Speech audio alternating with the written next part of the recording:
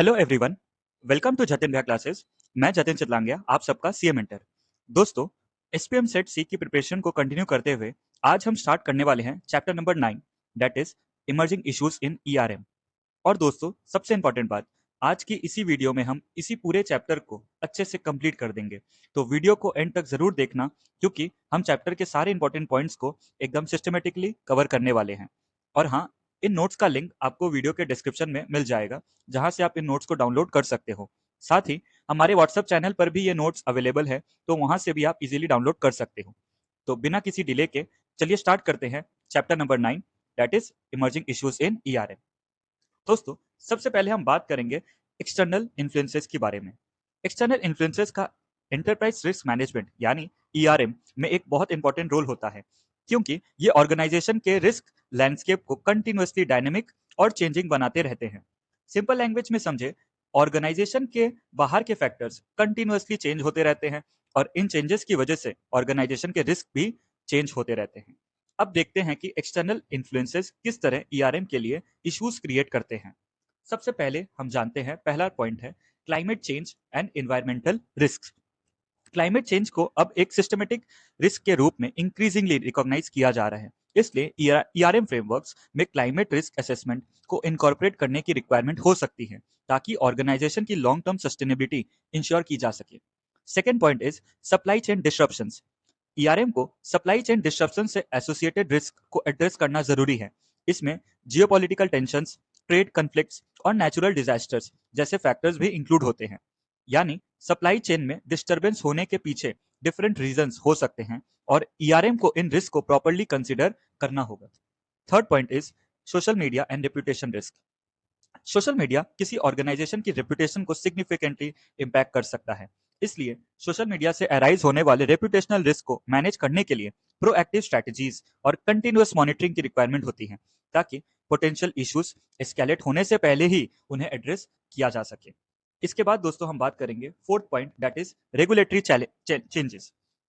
Legal risk different sources से arise हो सकते हैं, जैसे contractual obligations, litigation exposure, liability concerns और रेगुलेटरी कंप्लायंस डिस्पैरिटीज। इसलिए ईआरएम फ्रेमवर्क को इवॉल्विंग रेगुलेशंस के अकॉर्डिंग अडेप्टेबल होना चाहिए, ताकि कंप्लायंस इंश्योर की जा सके और पेनल्टीज अवॉइड की जा सके। फिफ्थ पॉइंट है political and geopolitical risk. Political instability और जियोपॉलिटिकल टेंशंस डिफरेंट रीजन्स में ऑपरेट करने वाले बिजनेस को इम्पैक्ट कर सकते हैं। इसलिए ईआरएम को पॉलिटिकल डेवलपमेंट्स, ट्रेड पॉलिसीज और इंटरनेशनल रिलेशन से अराइज होने वाले पोटेंशियल रिस्क को एसेस करना ही चाहिए। अब हम दोस्तों बात करने वाले हैं कुछ ग्लोबल डेवलपमेंट्स की। ग्लोबल डेवलपमेंट का मतलब है ग्लोबल लेवल पर होने वाले इकोनॉमिक, टेक्नोलॉजिकल और सोशल एडवांसमेंट्स। ये डेवलपमेंट्स ईआरएम यानी एंटरप्राइज रिस्क मैनेजमेंट के लिए अपॉर्चुनिटीज के साथ साथ चैलेंजेस भी क्रिएट करते हैं। अब देखते हैं कि ग्लोबल डेवलपमेंट की कॉन्टेक्स्ट में कौन कौन से इश्यूज और चैलेंजेस अराइज हो सकते हैं। सबसे पहले हम बात करेंगे increased complexity of risk. Global supply chains की वजह से जियोपॉलिटिकल इवेंट्स, ट्रेड टेंशंस और डिस्ट्रप्शन से रिलेटेड रिस्क अराइज हो सकते हैं। ये रिस्क गुड्स और सर्विसेज के फ्लो को अफेक्ट कर सकते हैं। Second point is regulatory compliance challenges. जो ऑर्गेनाइजेशंस ग्लोबली ऑपरेट करती हैं, उन्हें डिफरेंट रेगुलेटरी इन्वायरमेंट्स को नेविगेट करना पड़ता है। हर रेगुलेटरी इन्वायरमेंट के अपने रूल्स और कंप्लायंस रिक्वायरमेंट्स होते हैं। इस वजह से ईआरएम कंप्लायंस के अंदर चैलेंजेस और इंक्रीज हो जाते हैं। इसके बाद दोस्तों हम जानते हैं थर्ड पॉइंट, जो लिखा है cultural and communication barriers. Different cultural environments में ऑपरेट करने की वजह से कम्युनिकेशन और रिस्क परसेप्शंस को अंडरस्टैंड करने में चैलेंजेस आ सकते हैं। इसलिए ईआरएम को कल्चरल न्यूएंसेस और कम्युनिकेशन चैलेंजेस को प्रॉपर्ली कंसीडर करना जरूरी है। Fourth point is political and geopolitical risk.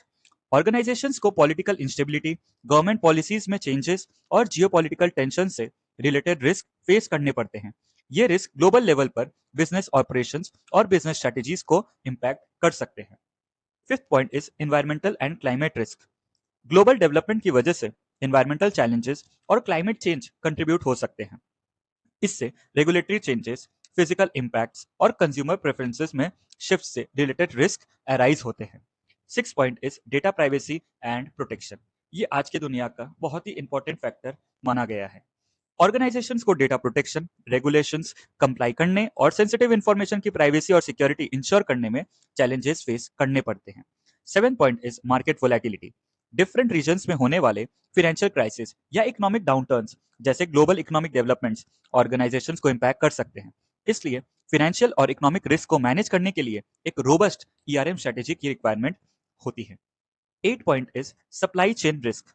एक जोग्राफिकल एरिया में होने वाली कोई भी डिस्टर्बेंस पूरी सप्लाई चेन में रिवर्बरेट कर सकते हैं। कॉन्सिक्वेंटली एंटरप्राइज रिस्क मैनेजमेंट यानी ईआरएम को ग्लोबल सप्लाई चेन से एसोसिएटेड रिस्क को केयरफुली एसेस करना चाहिए और साथ ही ऑर्गेनाइजेशन को रेजिलियंस को स्ट्रेंथन करने के लिए एक प्रॉपर प्लान्स फॉर्मुलेट करने चाहिए। 9th point is crisis management. Natural disasters, pandemics या पॉलिटिकल क्राइसिस जैसे ग्लोबल इवेंट्स का बिजनेस पर वाइड स्प्रेड इम्पैक्ट हो सकता है। इसलिए ईआरएम के अंदर robust crisis management plans include होने चाहिए ताकि अनएक्सपेक्टेड इवेंट्स को एड्रेस किया जा सके जो ग्लोबली इम्पैक्ट क्रिएट कर सकते हैं।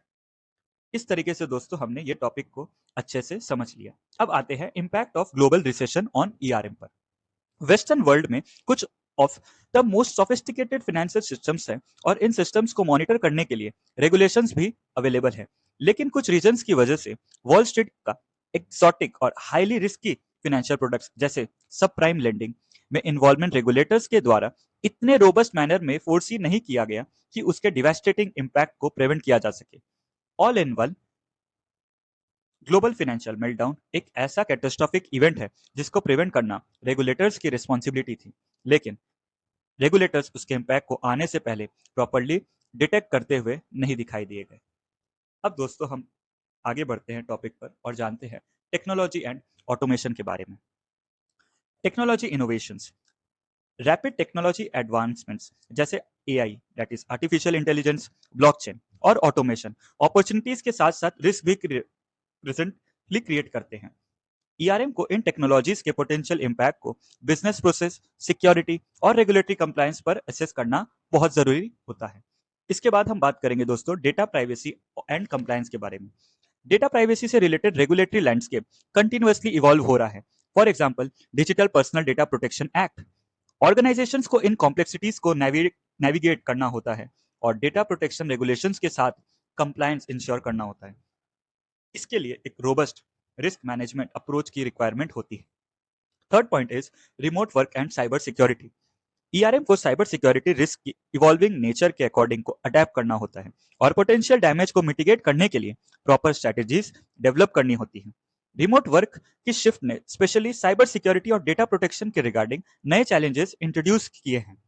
ईआरएम को डिस्पर्स्ड वर्कफोर्स से एसोसिएटेड रिस्क को एड्रेस करना होता है और इंश्योर करना होता है कि remote work practices security protocols के साथ प्रॉपर्ली अलाइन करें।